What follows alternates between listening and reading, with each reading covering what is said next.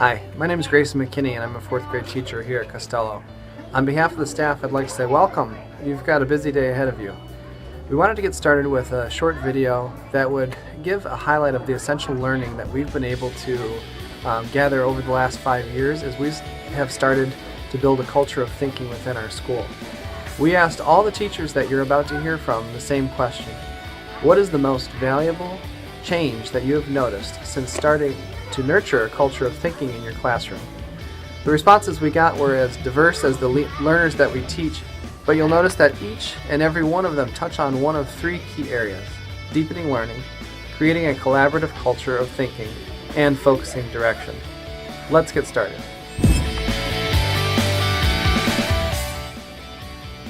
We thought it was important to provide opportunities to build on the dispositions of strong learners.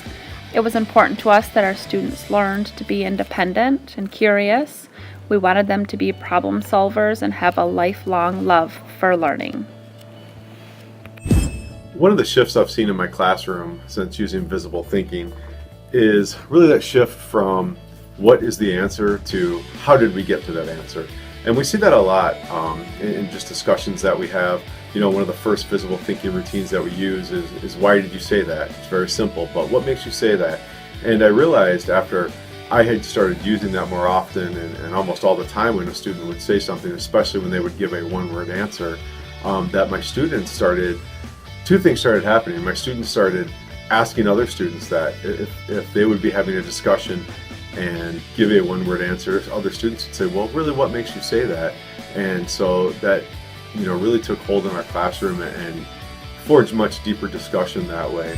In the past, we had done one day of studying worms. So we had observed the worms, we came in later that day and did the chalk talk. Now, before we did all of this with informational text, we had observed and played with our worms. Then after that, they came back to the carpet and as a whole group, we watched Sid, the science guy.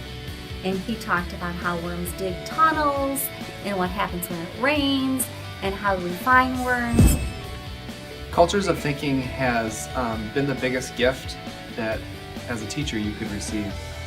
It's given teachers the gift of time to slow down, and instead of feeling like you have to cover a mile throughout the year, it has really given us the opportunity to cover less but go much deeper.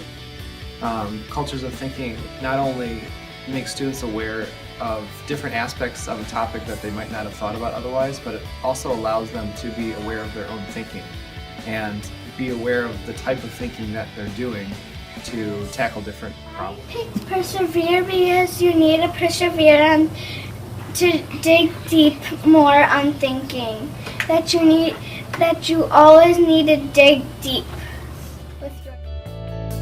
I spent a lot of time this year clarifying expectations for my students. It was never about being perfect in our classroom. I wanted my students to know it was about imagining your best self and constantly striving one day at a time. This was about the process and not the product.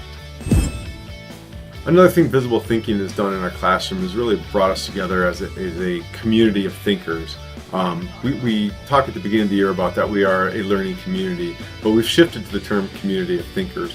It's created a safe environment where students know there is no right or wrong answer, even answers that may not be correct.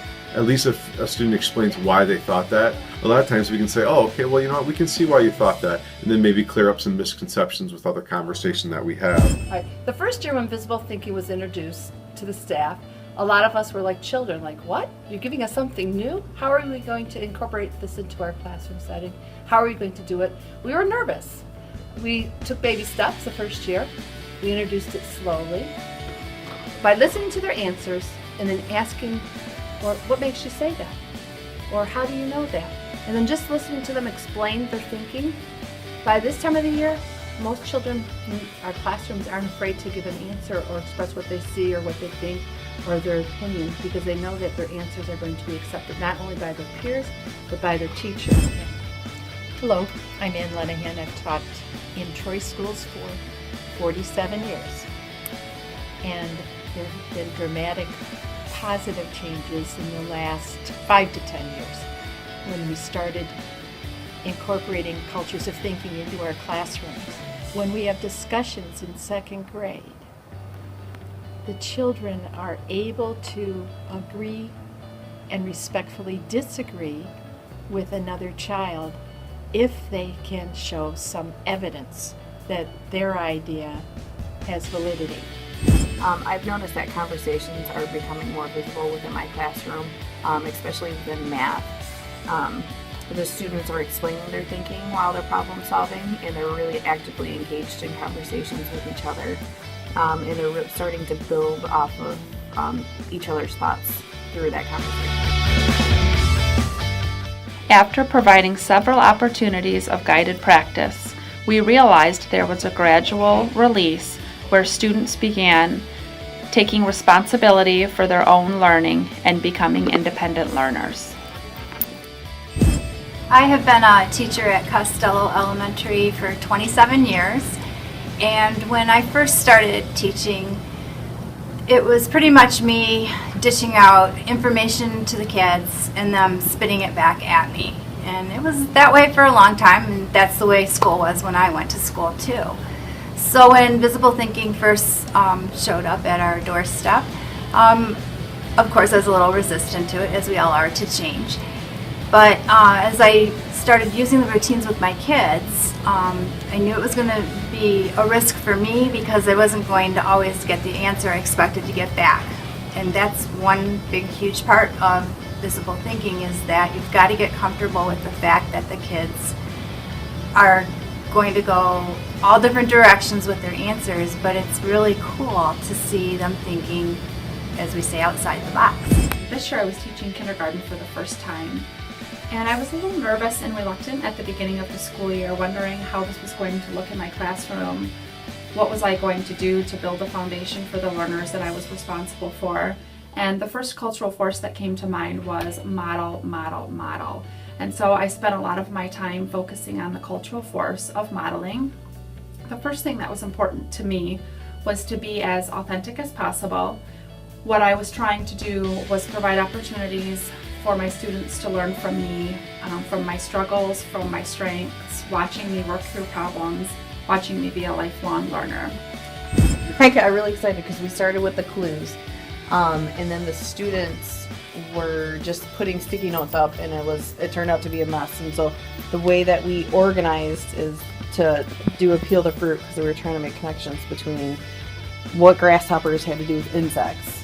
But the big idea, they were really struggling with it, and it took us 2-3 days to finally make connections. And then once I had the kids work together, they sat down and they came up with the connection that yes, they are all insects, but crickets were different because they go through incomplete metamorphosis. I think perseverance, because whenever you think and you want to dig deep, you have to persevere to get into all the harder thoughts.